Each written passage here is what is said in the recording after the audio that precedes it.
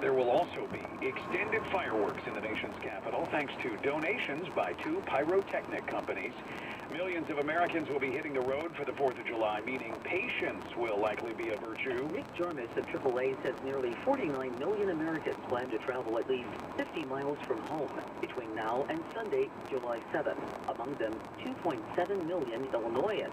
For your planning purposes, the worst congestion on the Dan Ryan, Kennedy, Edens, Eisenhower, and other Chicago area expressways and tollways will occur Friday afternoon between 1 and 3 p.m.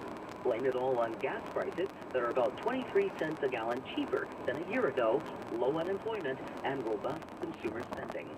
Alicia Middlebrook, News Radio 105.9 FM. We'll have the latest on the roads all through the holiday and into the weekend during traffic and weather together on the 8s. Overnight rain totaling more than 3 inches has residents of a neighborhood in Westmont dealing with water problems. The intersection of 40th and Lincoln is flowing with water this morning. DuPage County Stormwater Management has been pumping water off the streets and into the sewers since 10:30 last night.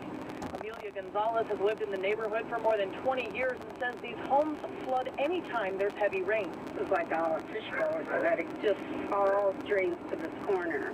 And they did try to do something after 2013, but it didn't help. As an unincorporated neighborhood, the water infrastructure falls under DuPage County, something residents agree is a flawed system. Drive when they say westbound. And they really need to do something around here, you know. It's a nice neighborhood until it floods. In Westmont, Rachel Pearson, News Radio.